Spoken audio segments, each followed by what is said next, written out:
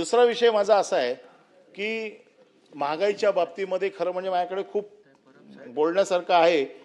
म्हणजे महागाईच्या बाबतीमध्ये स्टॅटिस्टिक, महागाईच्या बाबतीमध्ये कशा पद्धतीने महागाई वाढली आहे, तर महागाईच्या बाबतीमध्ये किती बोलायचं आणि किती वेळ बोलायचं हे ठरवण्यापेक्षा मला असं वाटतं की आता सध्या महागाईचं जे कारण सांगितलं जातं ते एकच कारण काय सांगितलं जातं की आखाती देशामध्ये युद्ध चालू आहे म्हणून इंधनाचे भाव वाढलेत आणि म्हणून महागाई वाढली आहे, हे कारण सांगितलं जातं.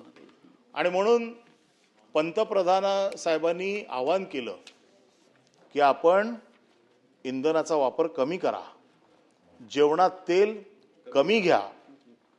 आणि पंतप्रधानांनी एवढं आवाहन केलं आणि पंतप्रधानांनी आवाहन केल्यावरती सर्वसाधारण पंतप्रधानांनी आवाहन केल्यावर लोक ऐकतात. आता परवाच्या दिवशी आम्ही बघितलं तर मुख्यमंत्री कमर्शियल विमानाने गेले, त्यांनी मान्य केलं पंतप्रधानांचं.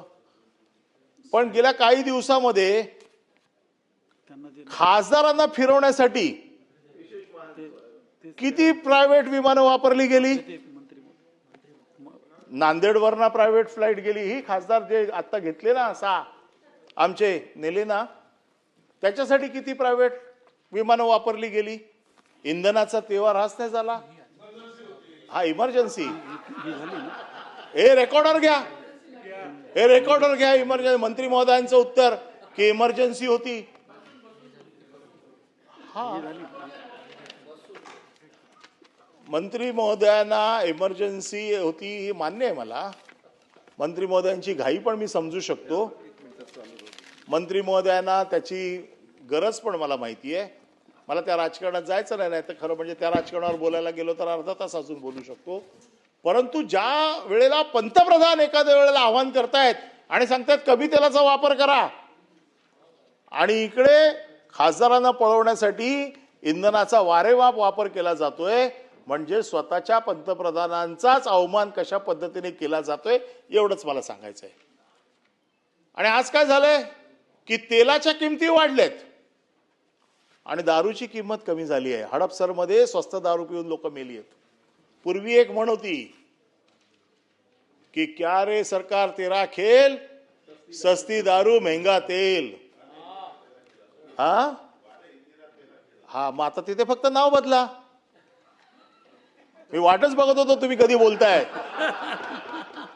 आता फक्त तिकडे नाव बदला आणि तीच व्याख्या परत घ्या. आता कोणाचं टाकू नाव, मोदी साहेबांचं टाकू का देवाभाऊंचं टाकू?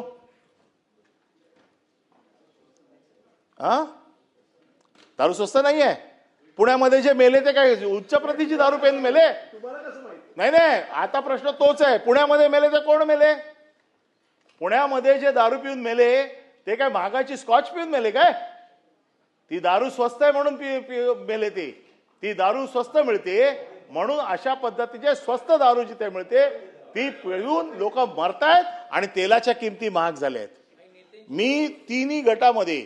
मी तुम्हाला तिन्ही गटामध्ये ज्या गटामध्ये आपला शहरी, मध्यम शहरी आणि ग्रामीण तिन्ही भागाचा माझ्याकडे स्टॅटिस्टिकल रिपोर्ट आहे.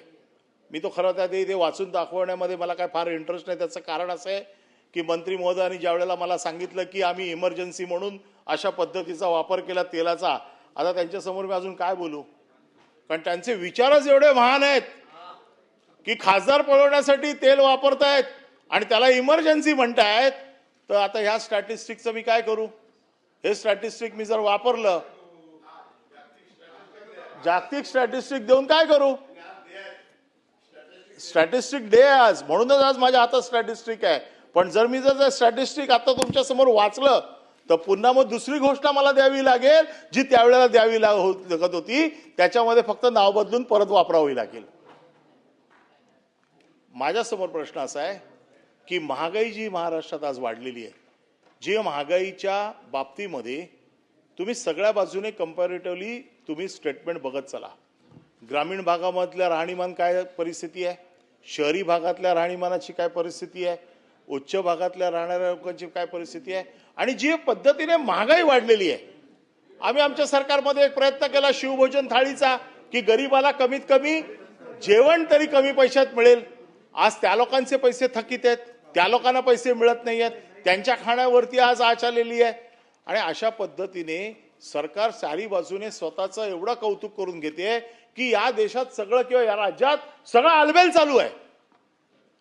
लाडक्या बहिणीनं 1,500 रुपये दिले, महागाईचा प्रश्न विचारायचा नाही.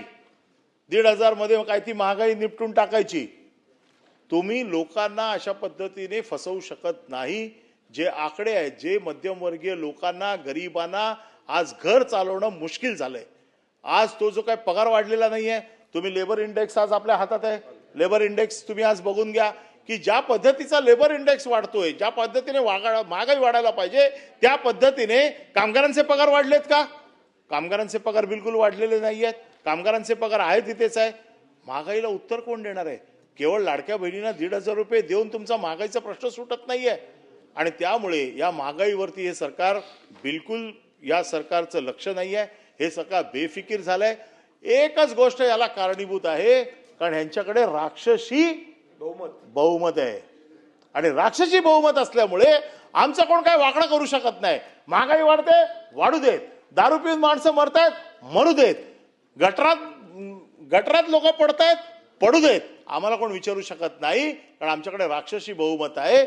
या राक्षसी बहुमताच्या जोरावर सरकार हे इतकं माजोरडं झालेलं आहे. सरकारला असं वाटतं की आम्हाला कोणी विचारू शकत नाही, आम्हाला कोणी प्रश्न विचारायचे नाहीत. आम्ही जे करू ती पूर्व दिशा. फक्त आमचं येऊन लोकांना हेच सांगणं आहे की आम्ही करतोय ते सगळं बरोबर आहे, आम्ही करतोय ते सगळं चांगलं आहे. आणि म्हणून या प्रस्तावाच्या माध्यमातून मी आपल्या समोर आकडे ठेवलेले नाहीयेत, परंतु वस्तुस्थिती मांडण्याचा प्रयत्न केलाय. मी फक्त 2च विषयावरती फक्त बोटं ठेवलेली आहेत. या दोन्ही विषयावरती बाकीचे माझे सहकारी बाकीचे विषय त्याच्यावरती बोलतील. परंतु आजही माझं मत असं आहे की सरकारने वेळीच मुंबईची काळजी घ्यावी.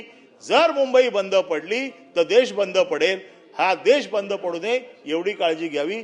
मी फक्त आज सभापतींच्या सूचनेनुसार किंवा सभापतींनी जे काही सांगितलं त्याच्यामुळे फक्त 2च विषयावरती फार आटोपते माझे विचार मांडतो आणि तेच थांबतो.